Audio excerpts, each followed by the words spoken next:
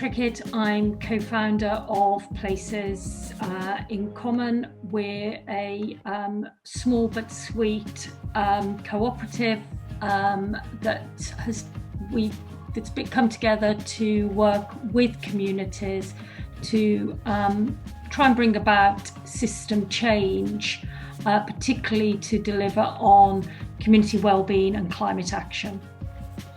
Brilliant, thank you. Really interesting. I was really interested to read on the Places in Common website about the collective, and particularly about the aim to be a disruptive promoter of system change. Just wondering if you could give an overview of where this vision for this collective came from, and what does being a disruptive promoter of system change involve?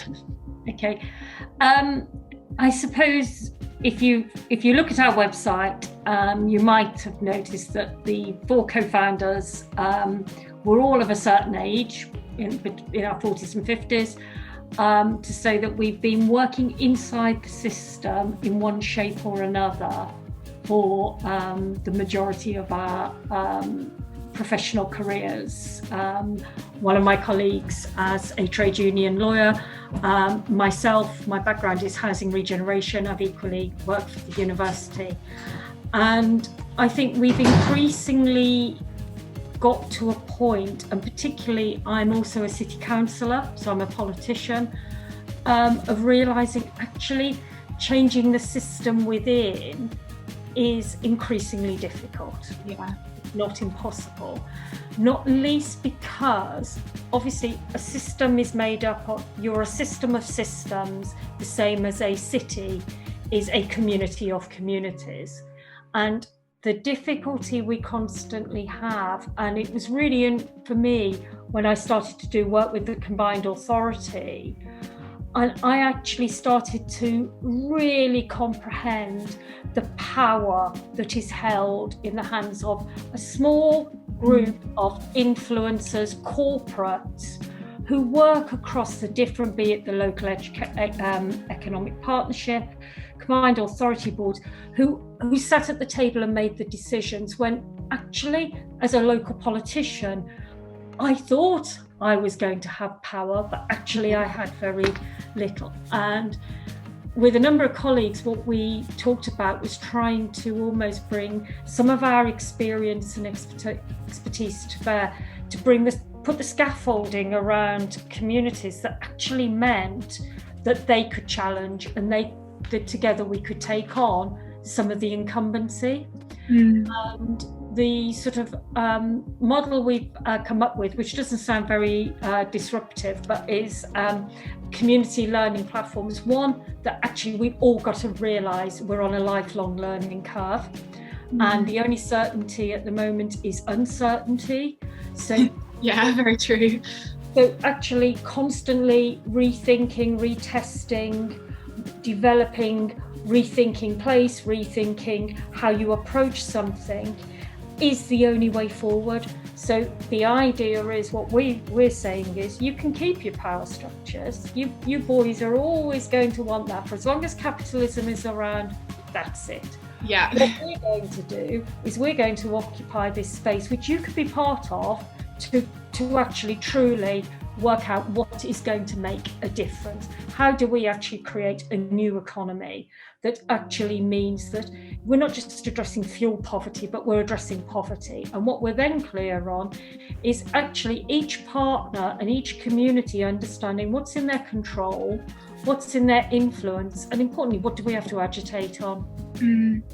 And so the last year I've done quite a lot of work around sort of obviously COVID relief and the fuel pot and the food issues that have come out of that. And all that's really happened there for me is it's totally reinforced that kind of understanding that the absolute loss of the secular state and the need to rethink and rebuild. And no matter how much of a supporter of local government I might be, it's actually no longer fit for purpose. You know, the austerity is salami sliced away at local government, that the model we have is not there. So what Place in Common want to do is our aim is to work with different communities, those who hold power, those who have no power, to actually see how we can create the space so that we have equal power to try and shape and disrupt currently what is going on.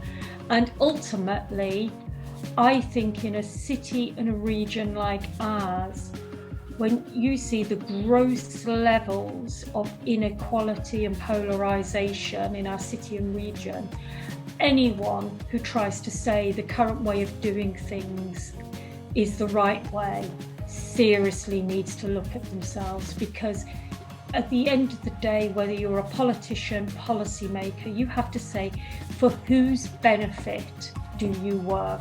For whose benefit do you act? Same with trade unions. Whose interests do you represent? And ultimately, I don't believe we are effectively representing the communities of Birmingham. And that's what we've got to find a way of doing, amplifying the voice of the communities and actually ensuring that power is equally shared. Definitely, yeah, very powerful. And I think, yeah, I've just definitely this year become even more aware of how unequal processes are, decision-making processes. On that topic, so I'm really interested in how grassroots, community-led initiatives, in comparison to these traditional top-down things like consultation, planning consultation, focus groups and things, how these can diversify the voices shaping change in urban environments, and through this create spaces which can better address the needs of everyone. Okay. So building on what you've just said, from your experience, I'd be interested to know what you think within city councils or the kind of top-down processes, what the biggest opportunities in terms of community empowerment and involvement, what they're missing, what are the biggest opportunities for these that they're currently missing?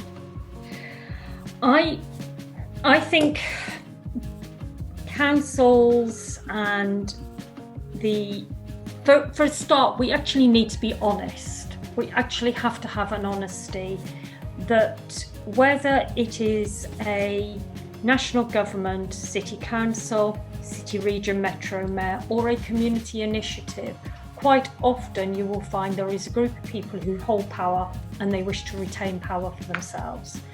And almost what I think we've seen over the last 20 years, partly intensified through austerity, is those who hold their power. So an officer who has power within the City Council Housing Department quite likes just looking to the ageing white tenants rather than the younger people who are coming through and would wish to challenge the offer in the neighbourhood because their kids have got nowhere to play, because actually that suits them. So we keep structures that actually make our lives for those in power easier, and you seek people to reaffirm what you all already believe.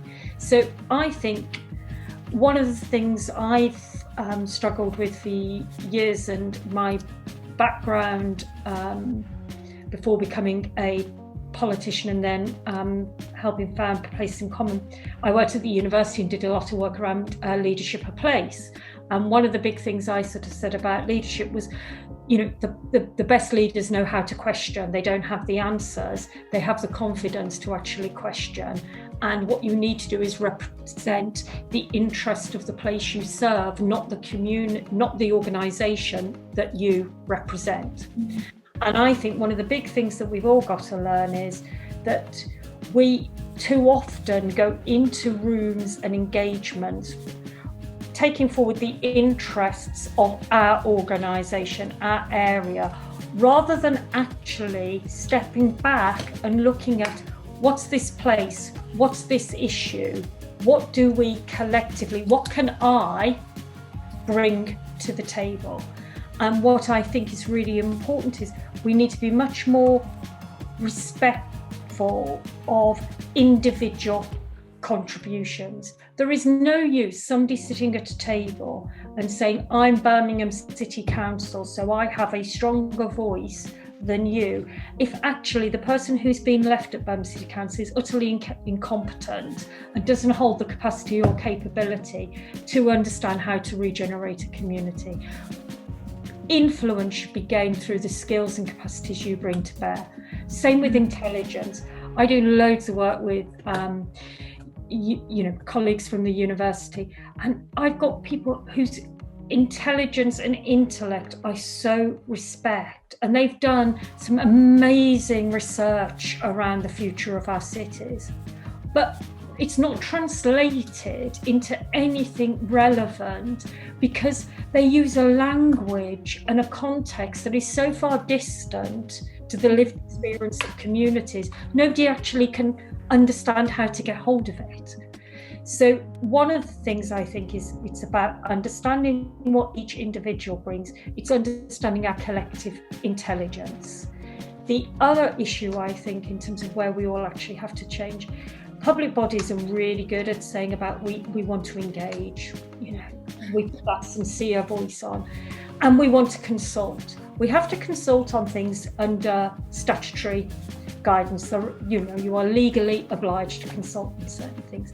Engagement is very different to consultation, and participation is absolutely a different step to engagement.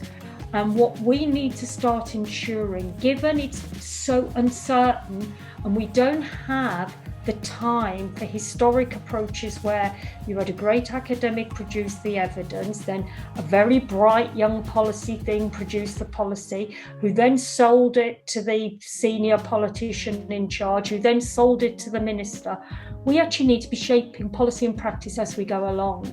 And what that actually means is creating that space where we can be, it's a relay race. We're passing the baton, we're respecting what the different intelligence is, and we're taking shared risk. And to me, that has been what's been really interesting as well in COVID, where at its most extreme, members of the community have taken risk. People have been part of delivering food parcels as volunteers, putting their health and well-being on the line. In a way, I don't see Serco, who've made millions out of the track and trace and being utterly incompetent at it, have put themselves at risk. And I think, again, what we will start to see is, for many who've held power, climate change and the need to bring about that change in such a short period was a massive wake-up call. COVID has now accelerated that process. And I fundamentally believe, there is a place in time, and we must not allow things to go back to how they were.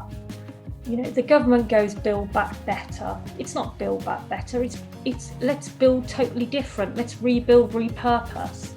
And actually, let's not do it at your behest. Let's do it at our own behest and in our own way. So I think that there is an appetite for a very different and new form of politics. And where I think we started to see some of the participation is through, WhatsApp groups. As a councillor, I've got probably now, 50, 60 WhatsApp groups. Members of my ward can WhatsApp me and get a response back straight off. That is very different to how people used to have to wait for your councillor's advice, surgery, turn up. So it's again about that communicating and empathizing. It's a lot harder to not take up somebody's calls when they're messaging you direct to when you're actually receiving it through an email. Yeah.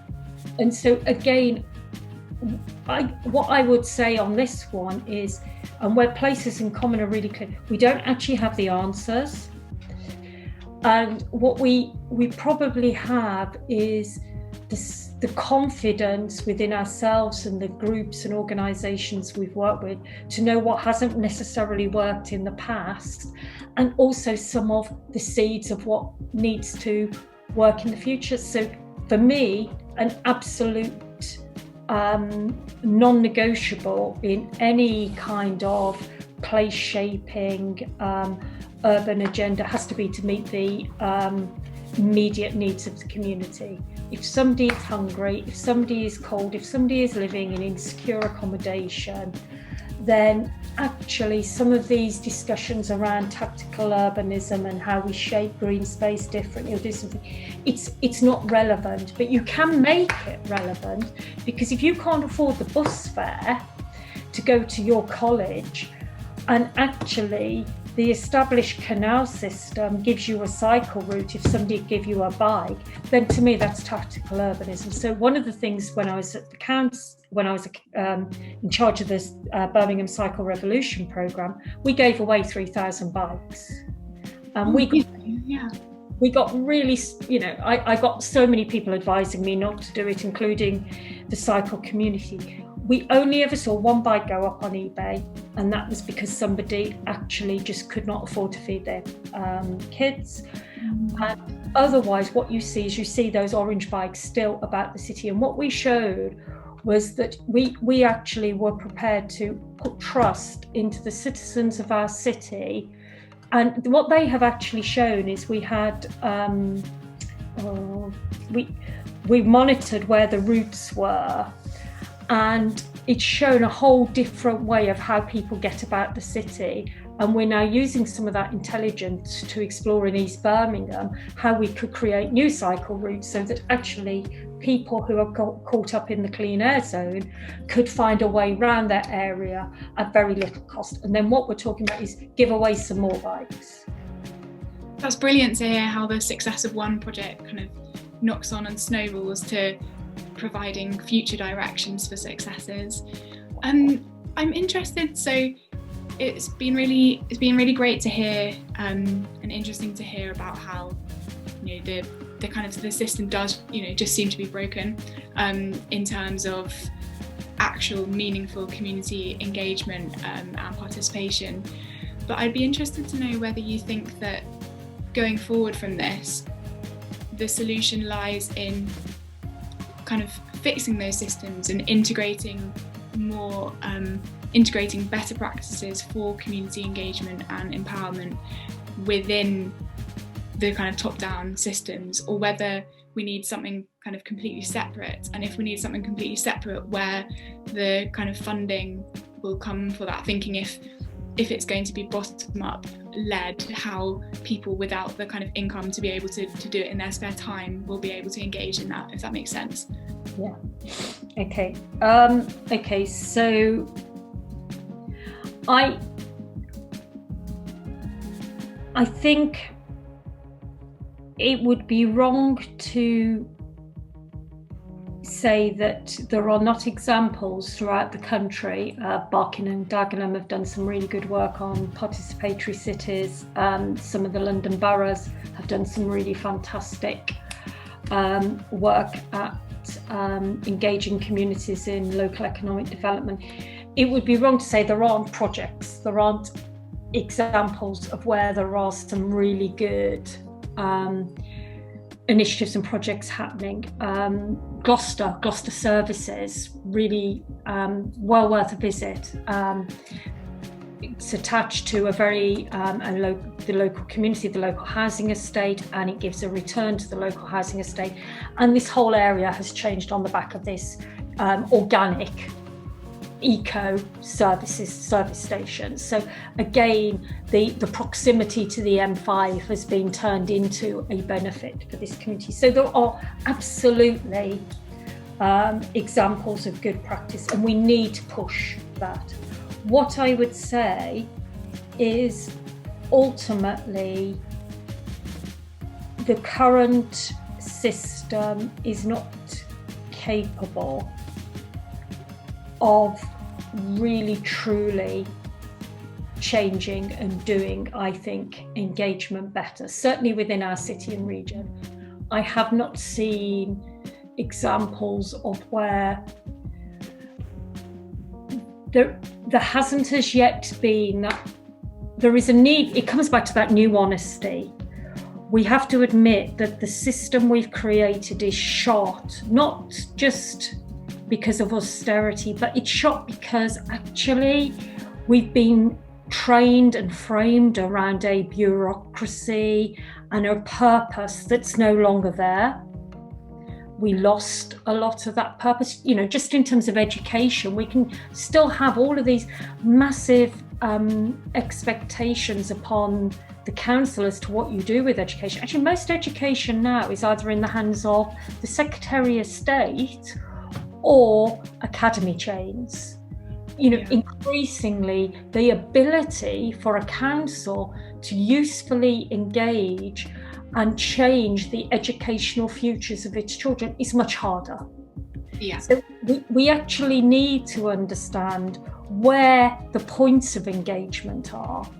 And I think that what we need to do is to look at actually recognising the forms where people engage. If you want to engage with people on education, school playgrounds, that the hardest thing for me was when my kids actually left primary school and I'd no longer got the playground to understand what my constituents yeah. And it's about actually understanding that. I think that what you used to have is there used to be much more powerful ways of engaging, because people used to engage around the workplace through the trade unions. That used to partly be the role of the unions.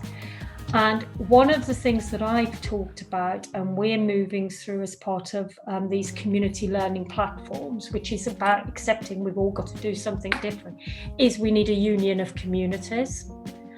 And that increasingly that mutual aid, cooperation and shared caring could be actually something that we find within our communities and fund within our communities, be it through some kind of parish levy. There are financial models where actually the community could look to represent itself. What you need to do, and there are really good examples where at city level this has changed. Barcelona, the Fierce Cities movement, we have got so much to learn from that. Places, certain Latin American countries, parts of Colombia, there's been a real move where they have built from the bottom up the means of through citizen assemblies, not like a big national assembly run by the select committees, but actually the delegates from that locality, from that street, who make a decision. To me, that is the way forward. And the funding routes, it comes back to places in common. At the moment, there is an assumption that the funding comes. Land gets developed because it's the councils to sell and develop. It's not the councils, it's the citizens. Yeah. And actually, what we need to ensure is that we start to develop models where there is a return to the citizen that gives the citizen and the community the ability to participate in their the shaping and the making of their neighbourhoods. And for me also, one of the things I will always fight against, and it's one that we're experiencing at the moment with some of the moves for community agriculture, community agriculture projects within the city, is some people are sort of saying, well, we work for nothing. I absolutely fundamentally fight against that principle. That means then that it's the retired, those who have the ability to participate. I can participate as a politician because I earned enough money previously, as did my partner, to enable us not to have a massive overhead in terms of a mortgage. Yeah. Luxury is not available to everyone. What we have to do is ensure that people are able to participate and still be able to feed, clothe their kids, have a life experience that we would all want to enjoy. So living wages and the actual, everyone being paid a decent wage for a decent job, be it one that has an economic product or a community product, has to be a principle. Definitely, that was really interesting to hear, and to hear about the financial challenges of engagement as well, particularly. And I was interested as well in what you were saying about the lessons that Birmingham can learn from the West Midlands and can learn from other cities in Barcelona and Latin American cities. Just wondering whether there were any kind of particular successes on this front. The bike example was really interesting to hear, but particular successes that Birmingham could offer to other cities, kind of lessons around engagement, or whether they just have things to learn. Okay, so there are things that the council, because don't forget the council is a body, but we have got some wicked communities in this city, and we have so much community pride. I chair an organisation called the Active Wellbeing Society, and we have been at the forefront of pulling together the food relief response during COVID, and it's come together in something called Brum Together.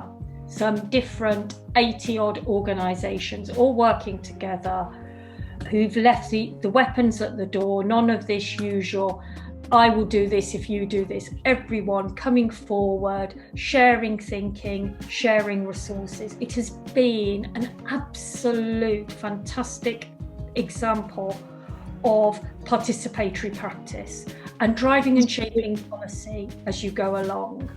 And just by being the person who monitors the WhatsApp, because I'm the chair of tours and I have a degree where it's kind of let's fly free and not worry. I still am a trustee, so I have to ensure nothing goes too untoward for the organisation.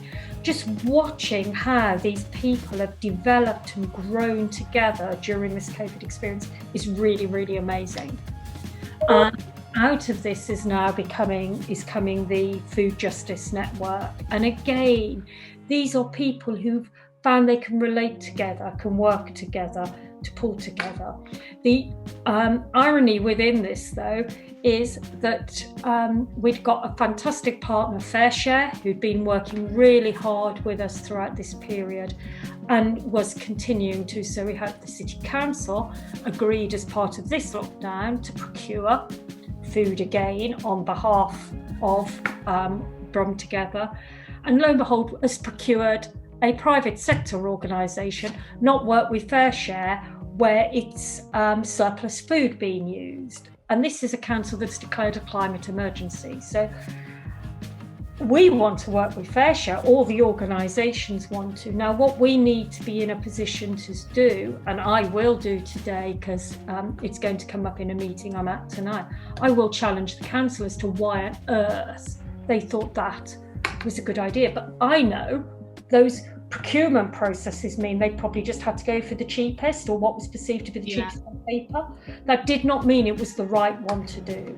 So I think very much that there are throughout Birmingham absolutely fantastic examples of communities that are going huge distances. And one of the things that we say at tours is you have to meet the community at the point it's at.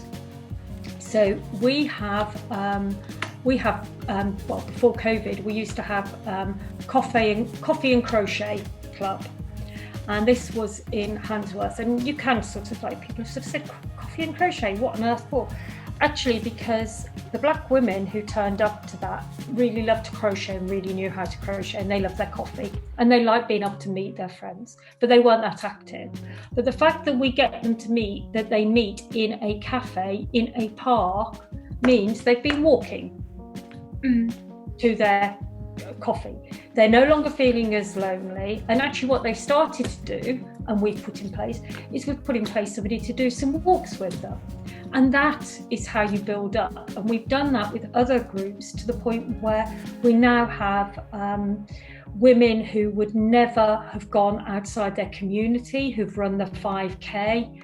and are running groups for other women throughout the city. And it all comes back to actually meeting communities at the point they're at. And I think in pre-COVID, post-COVID Birmingham, one of our challenges is going to be, Sport England have done the Couch to 5K, and we've seen loads of people take up running, and Couch to 5K is definitely sort of the best programme. The difficulty we're going to have in terms of residents' ability to participate and relate to policies and how we vision for a new future is their lives haven't extended beyond their doorstep for so long. And actually just thinking beyond your own doorstep is going to be a major challenge for many of us. And again, to me, it's going to be that step-by-step approach. So I suppose going back to the point that this is a transition, and I think what we have to do is in each community, in each neighbourhood, look at the little nuggets that work and what doesn't work. But possibly what we should be doing as a council and as a city is actually just ensuring that we frame things in that, everything that there has to be fair access, it has to be transparent, it has to be accountable. Because again, going back to a point I made on power, there is at times a tendency to say, well, the community should control this. And what you actually find is, in parts of this city, one community, possibly a group of men, seek to control a resource at the expense of the young women and children who previously used it. We have to absolutely constantly fight that boundary of equality for all. Yeah, I think that's a really interesting, really fine line to tread there, isn't it? And also as well around the kind of decentralising of services and things, and putting too much pressure onto communities to run services as a kind of guise of kind of empowerment, when it's actually just money being taken away from welfare services. So I think that's really, really interesting. I used to be able to say until the Tories and Lib Dems got rid of every single regeneration programme. But up until 2010, I had worked on every single regeneration programme that had come out of this country since the 80s. And one of the issues I have a real problem with is this thing that when they started talking about new deals for communities and neighbourhood renewal, it was how you had to engage with the community, and the community had to be engaged. And my point was, we expect poor people to turn up to drafty meeting halls to meet with very boring politicians, because we are quite boring. And I actually want to go to the pub. So why is it I can go home to my little house and go to the pub, but if you're poor, you're expected to turn up and engage with a politician? It's actually, we have to actually understand. And one thing is, the big society stuff that Cameron came up with. I used to represent a part of Birmingham where I had one of the most affluent neighbourhoods in the city and one of the most deprived. And the social capital in that affluent neighbourhood was amazing. But I could not, no matter how Christian or goodwill they might be, there was very little interest in that group of individuals who were active to do something in the area where it was utterly inactive and poor. And that was, this is the problem with the big society. People will do things, people will give voluntary contribution, but quite often it will be in pursuit of their interests. And what COVID's brought out is actually what people have started to find is in their interest. People are enjoying that sense of community solidarity and being part of something. And I think that is absolutely something that we have to build on. We must not miss this moment. This is that kind of once in a generation chance to build a new union of community.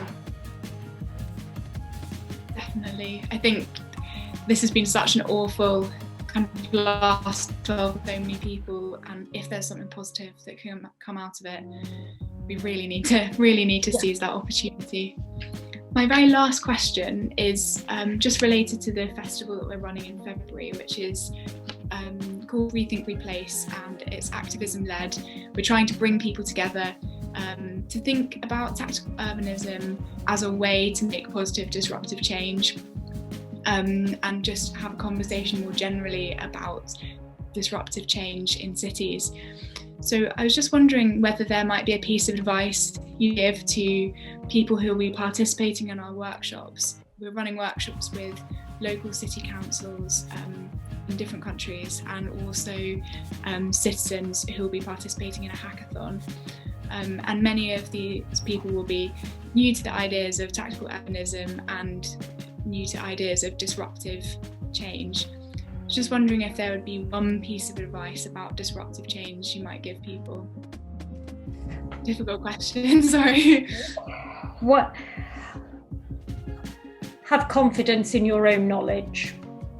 You know your area, you know what the needs, the requirements are of your area, you know the assets. Nobody knows your place better than you. And interest in that knowledge, and that gives you your power, and the knowledge you hold is your trade. You can trade that with the people who hold the assumed authority. And again, the beauty about the knowledge that we hold within us is you can't get it off the internet. It's held within us. So don't be afraid to bring your knowledge out.